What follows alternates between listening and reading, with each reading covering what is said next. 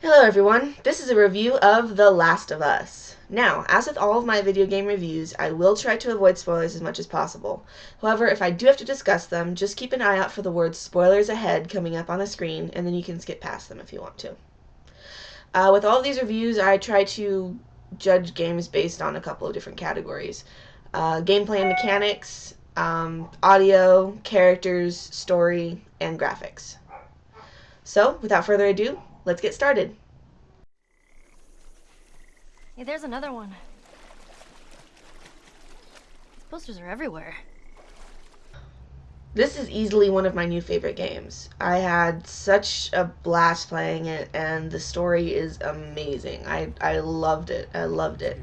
And one of the reasons I loved it was the gameplay and mechanics. They were really good, easy to use, easy to pick up.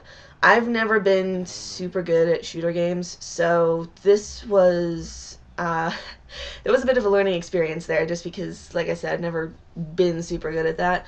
But playing Bioshock beforehand and then getting to The Last of Us did help a little bit, even though it was a third-person shooter, which I actually tend to prefer over first-person shooters. I don't know, I just feel like you get to see more of the area, and you see the characters and everything. Gameplay and mechanics were really good. They were pretty easy to pick up. Nothing really, gave me any trouble. I really liked being able to listen. It reminded me of the survival instincts mechanic in the new Tomb Raider game, which I also enjoyed a lot. So I liked that. I really liked being able to sneak up on zombies. That was a lot of fun. And if you did it right, could really be very, very useful. So gameplay and mechanics, really good. Whoa. Also really good. The voice acting in this game is super good. Not the least because I think they also used it in conjunction with mocap. So there was, people weren't just, I mean, not to knock on voice acting, because I think voice acting doesn't get the respect that it really deserves, honestly. I think there should be an Academy Award category for voice acting, because you're really putting yourself out there. But that's a whole nother topic. Anyway, so the voice acting in conjunction with the motion capture is really, really good. Everybody's just, they're there in the scene. They're just really, really good actors. They did a great job, and that added a lot to the audio, in my opinion. But the soundtrack was also really good. I really like the I don't know what it's called, and I have to get it on iTunes soon. But I really like the guitar theme they have. In a lot of the quieter moments, it's very somber, and really sets the mood of the game, and it's really good. And the other songs that they use in the game are also very nicely done. So the audio in this game is excellent all around.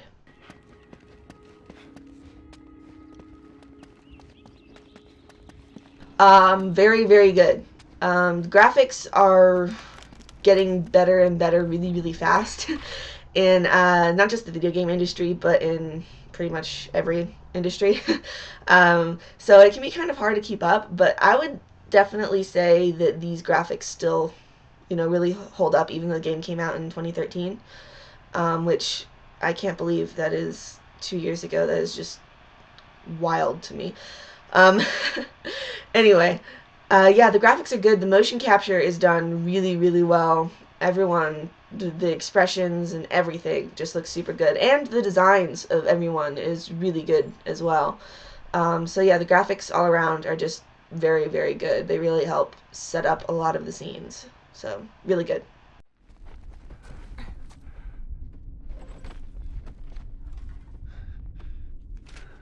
Good. Really good. Like, really, really good. I'm of the opinion that the best video games are the ones that have a really good story. Um, I know there are people who probably disagree with me, but to me, the best video games are ones that have a really engaging story to go along with it. And I think that video games as a medium have the potential to tell stories in ways that you just can't get with movies and television. Um, because it puts you in the character, kind of in a way that reading books does, except, you also really get to see everything. And, you get to interact with everyone. And so I think as a storytelling medium, video games just have so much potential to just tell really good, really moving stories. But you don't see it as often as I think you should, because the market is largely focused on selling to a certain demographic, which is to say the stereotypical straight male gamer, straight white male gamer, I should say. And as a result, video games are really oversaturated with a lot of very similar titles and really similar stories. And it makes me sad because I think we can do better. You know, just we can make better stories and we can tell better stories with video games. And I really hope that with games like The Last of Us being so popular and so well received, that we'll be able to get more games like that, that put such an emphasis on story, but don't sacrifice gameplay in the process, you know? I mean, I know I'm a big fan of the Final Fantasy series, and I know a lot of people aren't, because in terms of gameplay, there's not actually a lot that you really do as a character. You know, you're mostly just moving the cursor around and like choosing actions for your character to take, and that's not something that bothers me personally. I don't have an issue with it, not with the turn-based fighting system or anything like that. I enjoy the series, I always have, and I always will. But I know a lot of people have issue with that, and it is kind of understandable, because with games like The Last of Us, you know, you're doing all the actions. You know, you aren't pointing to a specific action and say, do this. You know, you're doing it. You're pressing the buttons. You're sneaking up on the zombies. You know, you're doing everything. So I think it's really good that we had a game like The Last of Us that had all of those story elements that could get your heart pounding, you know, and get you really into it, but then also have such amazing story elements that accomplish the same thing, you know? And so I just wish that there were more games that utilize both of those attributes, because it's, like I said, I think we can do better, and I think we can make more games like that. And if we did, it would be a benefit to not just the industry, but just to the amount of good stories there are in the world overall. So, this game in particular was really good, and I am going to do my best to not spoil the story, because the less you know about the story, the better going in, trust me. It's really good. It's just really, really good story. So yes, the story is really, really, really good. Really good. Now on to the characters. I will have to go over some spoilery stuff to discuss the characters properly. I'm, again, going to try and keep it as light as possible, but I do have to discuss some things. So, spoilers ahead. Alright, well, let's start with the main character, Joel. Joel is a good character. When I say that, in a lot of ways, he kind of still is the sort of typical protagonist that we get in a lot of games, you know? He's this sort of gruff, middle-aged white dude that, you know, has to take revenge or something like that, you know? Go on a dark and gritty journey. But, that being said, he's also written very well, and the personal tragedy that he's experienced in his life is given appropriate weight. And more than that, the game goes out of its way to point out that Joel isn't a hero. You know, a lot of the games with that typical character in it, you know, it's like you're supposed to think of this character as a hero, you know? You're supposed to see their actions as justified, you know, or badass. But this game doesn't do that. It doesn't say that the things Joel did in the past were good or justified because of his tragedy, you know? It makes his actions understandable, but the narrative points out that he's done a lot of bad things and that he isn't a good person. It doesn't mean you can't enjoy his character, because I do. And I have a weakness for father-daughter relationships in fiction. I really do. Whether it's Joel and Ellie, or Buffy and Giles, or Claire and her dad from Heroes. I just have a weakness for that kind of thing in fiction. But anyway, so I think they write his character really well, and they managed to make him more than that typical protagonist that you see in so many things these days, which is really, really shows the strength of the writing, in my opinion, and makes his character, I wouldn't say necessarily more likable, but more realistic and more understandable, because you do grow to care about him, even knowing all the bad shit that he's done. So yeah, Joel's a good character. Ellie. I fucking love Ellie. Ellie is amazing. She is fantastic. And the fact that you get to play as her for a good chunk of the game is really important and huge and not something we see enough of and we should see more of.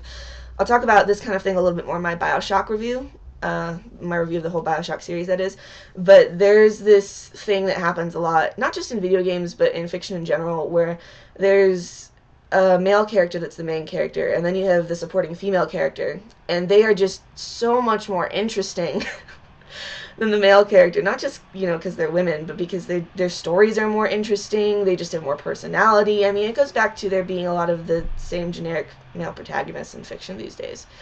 And Ellie is kind of like that. But because you also get to play as her, it's not that Joel is the only main character. Ellie is the main character right alongside him. It's not, where she's the secondary main character. Even, I would say they're both equally main characters. And that's a pretty nice change and really cool, and it's written very well. And Ellie herself is written wonderfully. She's a fantastic character. She is realistic for her age, as well as, how she's grown up in this apocalypse. But she's also really funny, and she's interesting and tough, and she also has a lot of kindness in her, which is part of why her and Joel initially have a lot of friction, but also start to become close because, Joel sees that she has this goodness in her that he just doesn't have anymore, and it's something that he wants to protect.